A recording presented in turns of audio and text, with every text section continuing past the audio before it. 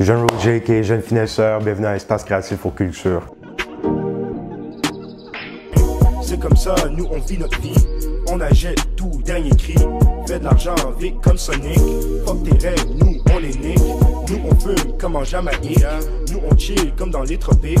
On ne sort jamais du lait. Le hustle reste réel. Je suis concentré tel un sensei. Margella sur les coups de pied. Margella sur les... Je vais pas dire n'importe quoi, mais je pense que c'était un son de Soulja Boy, là. Designer Kick, un truc comme ça. C'était un truc de karaté où il parlait de vêtements de designer. Puis moi, j'ai toujours été à fond dans Margella, je me suis dit, bon, je vais faire Kung Fu Margella. On a fait un part 2 parce qu'en fait, l'instru du deuxième, ça faisait penser à Doomix au premier Kung Fu Margella. Je suis juste allé dans la lignée, en fait.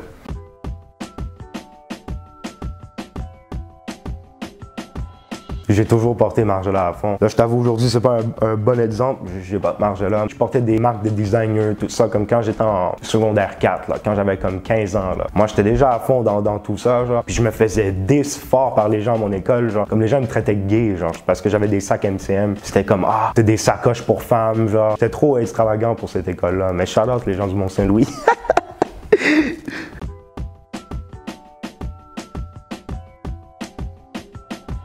CDF 2, Carnaval de finesse volume 2. Et il y a un sous-titre aussi, là je le dis en première en interview. Carnaval de finesse volume 2, les chroniques d'un jeune entrepreneur. Au début, moi j'étais censé sortir mon album en mai. Le confinement en France, ça a fait en sorte qu'il y a des rappeurs, ils pouvaient pas m'envoyer leur featuring parce qu'ils pouvaient pas sortir de chez eux. Il y a Yvick, mais Yvick lui il m'avait send. Alpha One et Lovni, hein, for real. Les gars ils étaient confinés, ils pouvaient pas sortir de chez eux. Je préfère attendre d'avoir leur verse que de sortir l'album sans leur verse, quoi. So, on a repoussé l'album, puis là on sort un mixtape Free CDF 2 qui sort en juillet. Sur l'album, il y a Alpha One, Yvick, Lovni. Ensuite, il y a Rookie. Il y a Obiel Chef. J'ai fait des sessions avec Shreeze. J'imagine Shreeze va être sur l'album aussi. Et GMKS, ben GMKS, c'est sur le mixtape. On fait de la musique pour turn up et de la musique pour penser aussi. On n'a même pas eu le temps de blow up. Il y a déjà des gens qui nous copient.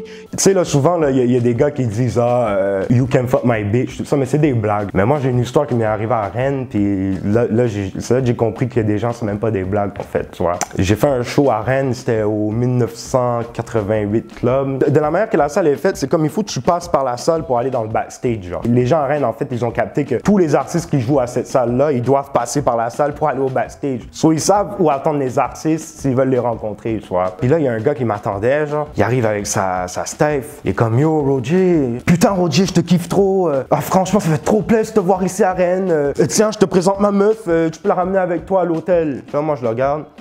Moi, au début, je suis pas sûr que comme qu'est-ce qu'il me dit, c'est for real, tu vois. Là, je regarde, je lui dis, t'es for real, beau? Il dit, oui, oui, oui. Allez, Roger, ça me ferait plaisir, là, tu soulèves ma meuf. Il m'a straight up dit ça, puis là, j'ai fait, wow. Ouais, c'était fucked up, ça. Mais. Tu l'as ramené la meuf? J'ai pas ramené la meuf. Ils avaient l'air trop bizarres, beau. Ils avaient l'air trop bizarres, beau. En vrai, je me suis dit, ça, c'est un bail setup.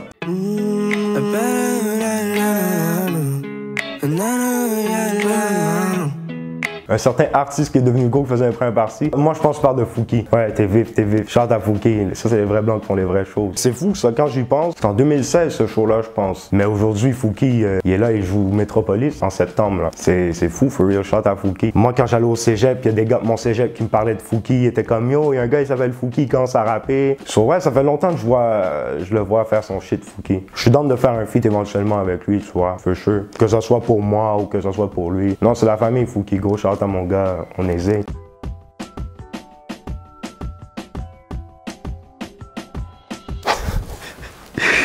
Ok, attends.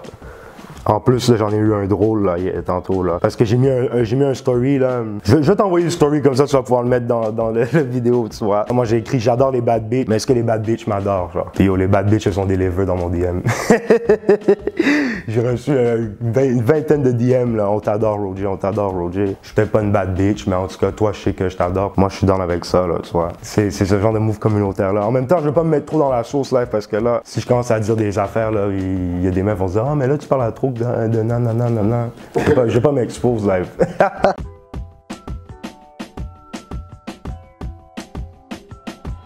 Moi, là-bas, je suis un rappeur, tu vois. C'est juste les trucs stupides que je fais, tout ça. S'il n'y aurait pas la caméra, je les aurais fait pareil. Franchement, c'est un de mes outils marketing les plus forts, genre. Parce que j'ai tellement ramené de gens vis-à-vis ma musique. Avec ça, genre, il y a une fille qui, à un moment donné, elle slide dans mon DM, mais sur mon compte Jeune Finesseur, genre, elle me dit, ah ouais, tu fais du stand-up. Puis là, j'ai fait, wow, je suis pas un humoriste, là. Faire rire les gens, c'est juste positif, tu vois. Mais est-ce que l'humour, après, c'est quelque chose qui me tente? Ouais.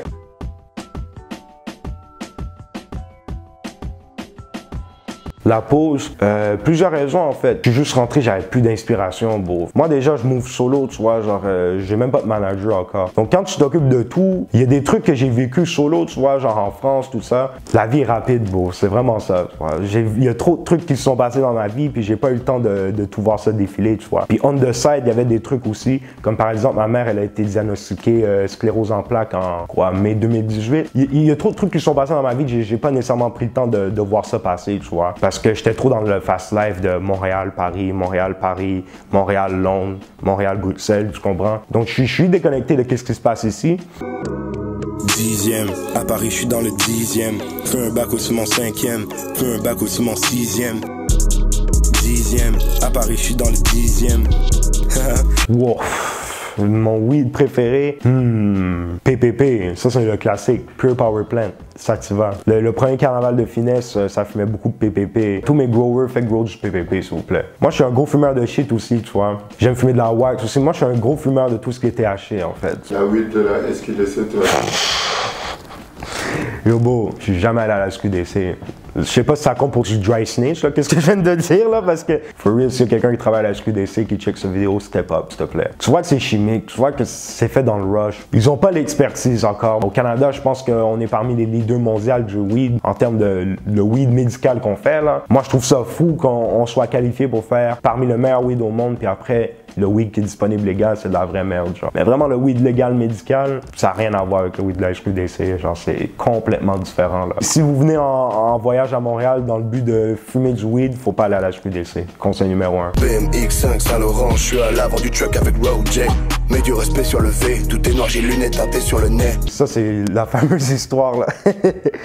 Yvick, je l'ai rencontré dans un bar à Paris pendant Fashion Week en janvier 2018. Il y avait moi, HK, Doomix, et on était dans une soirée off-white là, pour Fashion Week là, avec Virgil, tout ça. Tu connais HK, là, il est plugué dans la mode. Tout à coup, il dit, oh, on va rejoindre Tortoise dans un autre club. On va dans l'autre club, puis là, on arrive. Puis là, on struggle à rentrer, là. Mais nous, on se fait passer pour des Américains. Là, tout à coup, il y a Yvick qui arrive, il dit au bouncer, ouais, eux, vous les laissez rentrer. Mais là, déjà, moi, je vois Yvick, moi, je suis dead, genre, je m'attendais pas à voir Yvick. Puis là, Yvick, il vient me donner la main, il me dit, oh, c'est toi le mec tendance. Back then, ma connerie, c'était je suis trop tendance. Vous voyez là, le rappeur PLK, lui il avait numéro 1 tendance en France. Donc là, je chillais avec PLK, puis PLK il me dit tiens, prends mon phone, fais un story, j'en fais une connerie, tu vois. Et j'ai pris son phone et j'ai fait un story en mode ah, je suis avec un mec trop tendance, PLK, numéro 1 tendance en France, genre. Puis Yvick il a vu ça, ça est resté dans la tête, genre, tu vois. Puis après, c'est Tortoise qui a dit ouais, ce gars-là il fait du son. J'avais sorti le collab avec Hamza. En fait, c'est ça en fait qui fait en sorte que lui est allé écouter ma musique. Puis ouais, on a collab après, on a link up.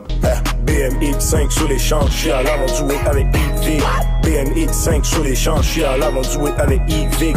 Ça arrive à Bordeaux, ça. C'est ça, je vais me rappeler. Et genre, j'étais devant la salle en train de fumer un joint. Et là, il y a une meuf, elle vient me voir, tout ça. Et genre, la meuf, elle se met à genoux, genre, elle m'embrasse la main. Mais tu sais, imagine la scène, t'es devant une salle en train de fumer un joint. Il y a quelqu'un qui passe devant toi, qui fait oh mon Dieu, c'est toi, Roger? Qui se met à genoux, qui prend ma main, qui embrasse ma main pendant que moi, je suis là en train de smoke, genre.